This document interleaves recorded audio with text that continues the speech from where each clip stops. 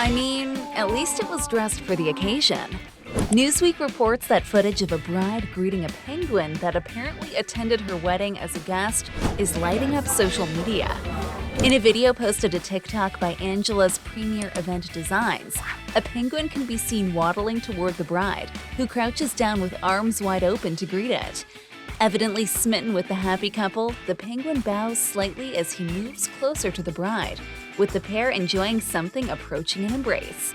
How many couples can say they had a penguin as their wedding guest? An on-screen caption reads. And it's difficult to disagree.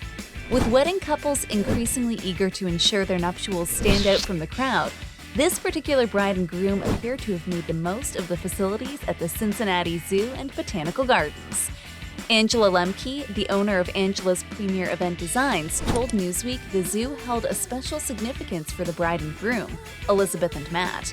They actually had their first date at the Cincinnati Zoo, and penguins are her favorite animal, she said. Lemke said the penguin in the video is called Myra, and it was her first encounter with a wedding party.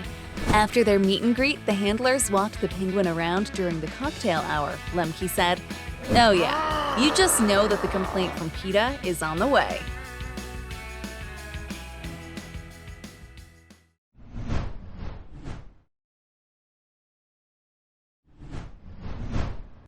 Call me crazy, but I think this guy made this one up. KSL.com reports that a wildfire near Springville, Utah, which firefighters were eventually able to contain, was started by a man who claimed he was trying to kill a spider. Following reports of a fire north of town on the mountainside, deputies arrived to find firefighters already at the scene, who said they had come across a man who said that he started the fire. The crews escorted him down the mountain to speak with authorities. The man identified himself as Martin and explained that he saw a spider on the mountain and tried to burn it with a lighter, according to a police booking affidavit. When he attempted to burn the spider, the surrounding brush ignited, and the fire began spreading very rapidly, the affidavit states. 26-year-old Corey Allen Martin was arrested at the scene and placed in a squad car. Deputies later found a jar of marijuana and drug paraphernalia while searching his belongings, the arrest report adds. The fire quickly grew to 40 acres in size that evening and had burned about 60 acres of U.S. Forest Service land by the next morning. Martin was arrested for investigation of reckless burning, as well as possession of a controlled substance and drug paraphernalia. Yeah, I'm thinking the only spider he saw was the one with the top hat and cane dancing in front of him.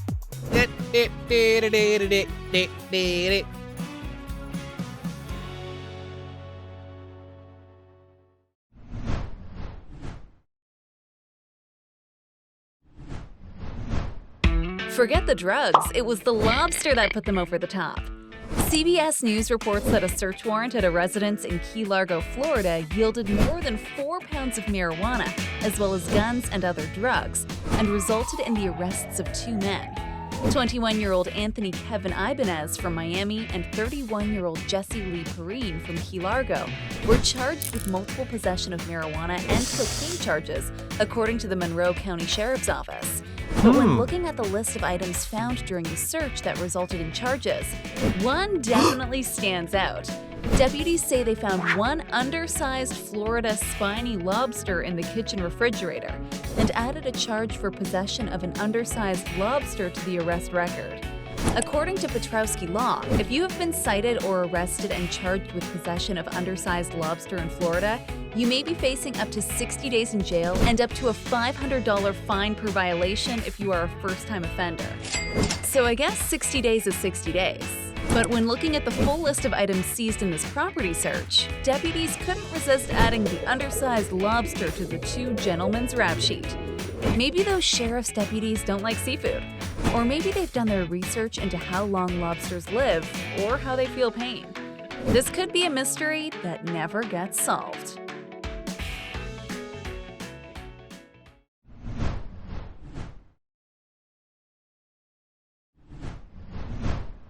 I wonder if they're attracted to the salt or the melted butter. WTVR News reports that a trip to a grocery store turned into a nightmare for a woman in Lunenburg County, Virginia. Kimberly Slaughter dropped by a Shoppers Value store to pick up a few groceries when she noticed what she believed were mouse droppings on a packaged bag of popcorn. "I was like, I'm not getting that bag," she said. "So I put it on the bottom shelf because there was already mouse poop covering the bottom shelves." Slaughter said there were sticky rodent traps on the bottom shelf as well. She then went to grab another bag of popcorn, but noticed that the bag had a small hole in the top right corner. "As soon as I went to put the bag in my basket to take it up front because, they can't sell it, the thing had popped out. And I was like, oh, well, hi." That thing was a snake.